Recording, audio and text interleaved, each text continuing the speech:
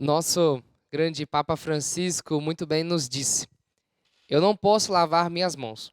Todos nós devemos oferecer algo. Um bom católico se empenha na política, oferecendo o melhor de si, para que o governante possa governar. Hoje, a nossa temática é sobre o Santo Terço, o Santíssimo Nome de Jesus, ano litúrgico, Deus Pai de toda a humanidade, o Natal. Sobre isso e muito mais, você só encontra aqui no podcast A Santa Igreja Católica. Agora, você fica aí com o nosso comercial, momento aquele que lembramos os nossos patrocinadores que ajudam a manter este podcast e a chegar até você com a melhor qualidade possível. Fica aí. É aqui, no Salão Cidinha, que tem o serviço excepcional e cuida da melhor forma dos seus cabelos. Venha tomar um café comigo e conhecer os nossos serviços. Levante seu espírito, construa seu corpo e relaxe sua mente na Corpo e Mente Fisioterapia e Pilates. Marque já sua avaliação. Fabiola Casagrande e sua equipe estão prontas para te atender com o carinho e profissionalismo que você merece. Ligue já 28 999 64 6390. Point da Tia, servindo sabores indescritíveis, desde o seu almoço até aquele delicioso açaí de sobremesa. Venha conhecer e se apaixonar. 28 999 59 0129. Também estamos no Plus Delivery a partir das 18 horas. Seja você também um patrocinador do podcast A Santa Igreja Católica, ou ainda faça sua doação pessoal para a evangelização. É só apontar a câmera do seu celular para a TV e escanear o código QR, ou entre em contato conosco. 28 998 83 3790. Olá, caríssimo irmão. Seja bem-vindo ao podcast A Santa Igreja Católica. É uma alegria ter você aqui. Já peço que você possa curtir, comentar, se inscrever no nosso canal, ativar o sininho das notificações e, claro, compartilhar, para que juntos possamos evangelizar. Caríssimo irmão, na última parte desse episódio sobre política e fé, falávamos sobre definições, sobre se é possível um cristão participar da política, e vimos que sim, é importante que até participemos, e qual é o papel do cristão, nós católicos, participar da política. E agora temos ainda nosso grande amigo Henrique Venturim para continuar nesse episódio e continuar com o nosso bate-papo sobre política e fé. Fala, Rafael, tudo bem? Mais uma vez, né? Quero cumprimentar novamente você que nos acompanha. Agora para a nossa parte 2, né? A nossa parte final do tema política e fé. Exatamente. Então, Henrique, para introduzir aqui e já começar com a nossa primeira pergunta, te peço por que nós devemos falar de política na igreja, sendo que poderíamos deixar certas discussões de lado. Rafael, eu vou concordar com você, sendo que a gente poderia deixar discussões de lado, né? Eu acho que a igreja não é o melhor ambiente para a gente falar de política, né? Qual que é a missão da igreja? A igreja, ela digamos que a igreja seja uma escada que nos leva ao céu. Então, a igreja é o nosso instrumento que nos ajuda a nos encaminhar ao céu, né? Perfeito. A alegria eterna. Então, a igreja nos convida à santidade. Exato. Né? Só entra no céu quem é santo. Com certeza. Então, eu tenho certeza, né, que a missão da igreja é anunciar o reino de Deus. Porque o próprio nosso Senhor Jesus Cristo fala, né? O meu reino não é deste mundo. Né?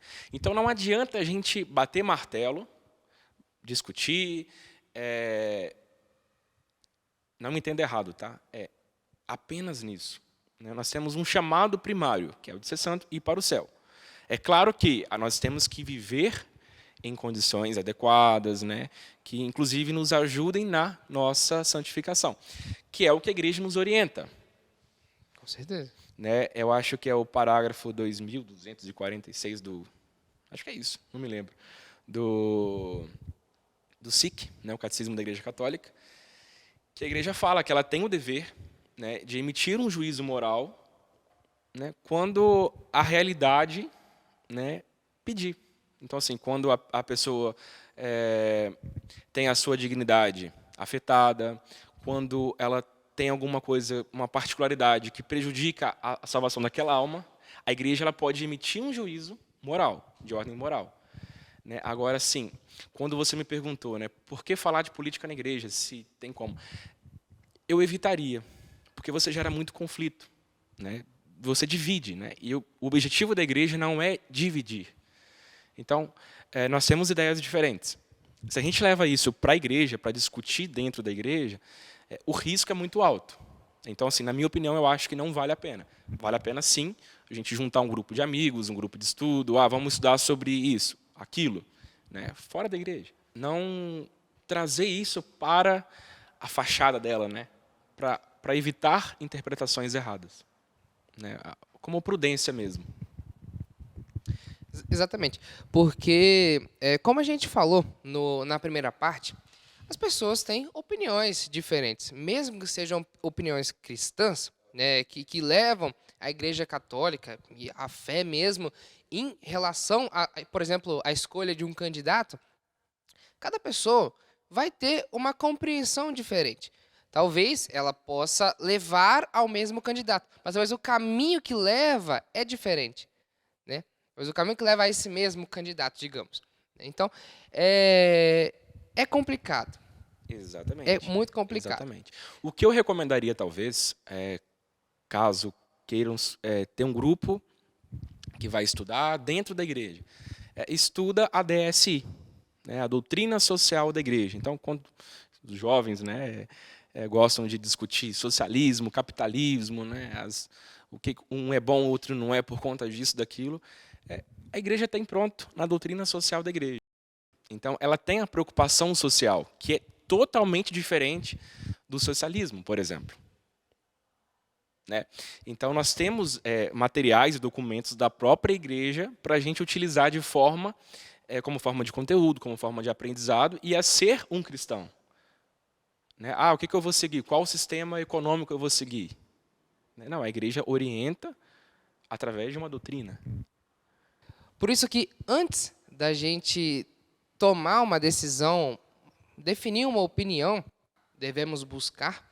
E, como o Henrique falou, são vários documentos. A doutrina social da igreja, eu diria que seria um dos principais. Mas são tantas encíclicas, o próprio catecismo da Igreja Católica, a própria Bíblia, se Sim. bem refletida e lida e compreendida, certamente, com aquilo que realmente a igreja interpreta para a gente, nos mostra, ela é o melhor objeto para a gente poder, o melhor material de estudo, digamos ali, para que possamos compreender e falar sobre essa política. Mas se caso, Henrique, uma pessoa, por exemplo, nós devemos catequizar, né? Como nós estamos fazendo aqui? Estamos falando de política na igreja, né? Mas de que forma que nós estamos falando aqui? Nós não estamos dando nossa opinião. Estamos colocando aquilo que a igreja nos mostra. O Henrique falou, esse grupo de estudo seria isso. Digamos que o meu podcast hoje é o nosso grupo de estudo sobre a política e a fé, né? Então, aí que está a importância. Vou falar de política? Tudo bem, não é proibido. Tanto que eu acho que as pessoas devem ser catequizadas falando sobre a política também, junto com a nossa fé, né? Então, o saber falar não dá a sua opinião, e sim mostrar dados Exato. Da própria igreja e também dados, por exemplo, de um governo e outro. Um exemplo. O que eu não recomendaria seria tomar partido, né? Exato. Eu não falo nem partido A ou partido B. Eu falo assim, quando você emite a sua opinião, eu acho que é isso, isso e isso. Você já tomou partido. Uhum. Né? Partido a alguma coisa. Então, isso gera um transtorno. Então, assim, é uma polêmica e tudo mais. É possível que só vai ter desvantagens, né, nesse grupo. Né? Então, assim, vamos estudar. Eu recomendaria, né, a estudar a parte da moral, a parte da doutrina social, ao próprio catecismo, né, porque lá você vai ter uma base, né, do que seguir. Então, se você tem uma base, depois fica muito mais fácil para você discutir num grupo particular. Exato. Né? Agora, na igreja, eu acho que não seria um ambiente propício para isso. né? Claro, claro. Acho que daria ruim. Você, ministro da palavra, Cuidado. até mesmo o padre mesmo, né? É o saber, né? É o saber. Que às vezes as pessoas, elas vão à igreja, já têm a sua opinião e também, eu acho que não é um momento, né? Que existe um momento. Por exemplo, eu fiz esse vídeo, mas ninguém é obrigado a assistir, né? Talvez alguém entra, não gostou, Mas é saiu. só como interesse, né? Se você quisesse aqui manifestar a tua opinião partidária, você pode. Né? Nós somos livres para isso, né? Se um padre quer na rede social dele falar do partido Exato. alto, ele pode. Sim. Né? Me corrija se eu estiver errado, né? Talvez o bispo puxe a orelha, né? Mas ele também é um cidadão, né? Na rede social, no dia a dia da vida dele, né? Claro. Agora, na igreja, numa missa, no altar, aí é um pouco mais difícil, porque ele está usando, se ele falar de uma forma aberta, né? O altar da igreja como um palco político. Né? E esse é o problema. Agora, ele pode orientar através da reta moral, que é a que está na luz do evangelho, né? A doutrina social da igreja. Aí os próprios fiéis podem presumir, né? Eu posso votar no candidato A, no B eu não posso votar, porque o B defende essa coisa aqui que a igreja não defende. Né? Então, a gente também tem que ter essa noção. Né? Não é que não pode falar, não é isso. Né? A gente tem que ter um bom senso também, né? E o saber ouvir também, né, Henrique? Hoje em dia, as pessoas são muito militantes. Por isso que eu tenho medo de levar esse discurso, esse debate, para dentro da igreja. Você falou uma palavra que é tudo. As pessoas são muito militantes. Né? Então, se a gente pega aí dos dois lados, digamos, né? Se a gente tiver uma política de dois lados, vai ser um militando em favor próprio. Né? Não vai ser um debate saudável, porque ninguém vai estar pronto para ouvir. Exato.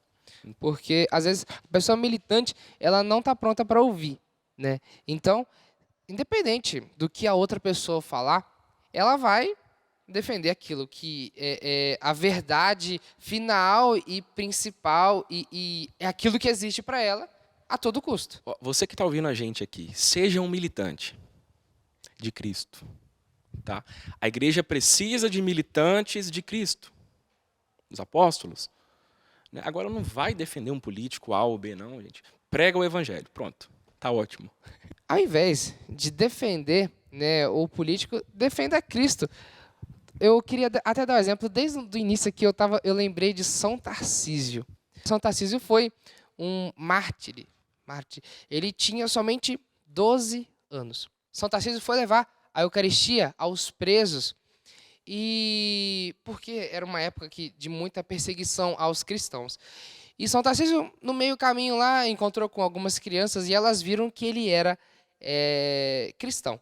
Ele levava a Eucaristia no seu peito, apesar de estar bem tapado, a veste dele tinha um peixe, e o peixe era um símbolo do cristianismo. Então, essas crianças, esses jovens, bateram nele até mesmo ele ficar à morte. Mas a mão dele não soltou o Cristo que estava aqui. Apesar que uma pessoa normal soltaria, porque perdendo as forças ela não conseguiria segurar. Mas, pela fé que ele tinha em Deus, né, o que é a fé é aquela folha em branco que você assina e entregou para Deus. Porque Deus, naquele momento, ele foi a força daquele jovem, né? Não a força física, mas a força do amor, né? A força realmente da fé, da crença que a salvação se encontra em Deus. Né? Ele deu a força a ele para que pudesse proteger a Santíssima Eucaristia. E assim que chegou o soldado cristão, né, que era cristão às escondidas, ele percebeu, então, ele pôde pegar o Santíssimo Sacramento que estava nas mãos de São Tarcísio. Então, seja um militante de Cristo. Nós somos cidadãos, né, aqui nessa terra, mediante a nossa ordem civil, né? Mas nós somos cidadãos do céu. Né? Então, assim, a ordem primária, o nosso chamado primário é esse. Aqui na Terra é passageiro, é necessário, né, para nós vivermos bem, buscando uma justiça. Né? Só que nós somos cidadãos do céu. É para lá que a gente tem que estar voltado. Vamos militar para Cristo. Exatamente.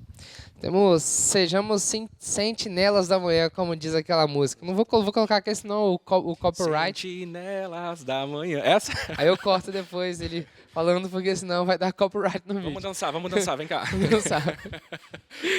Muito bem.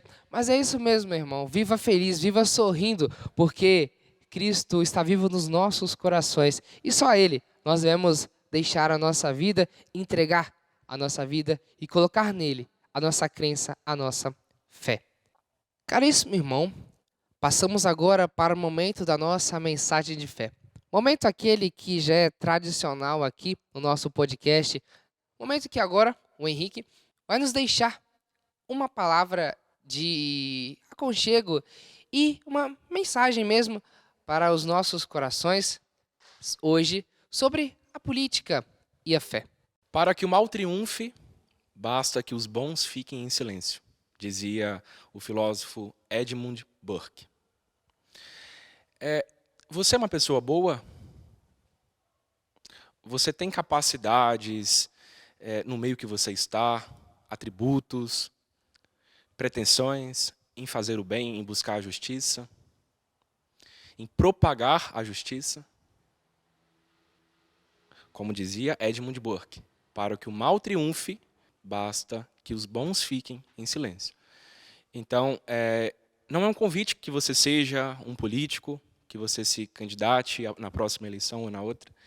O convite primário, já falei antes aqui, é que sejamos santos. Deus quer salvar a humanidade. E Ele precisa da nossa ajuda.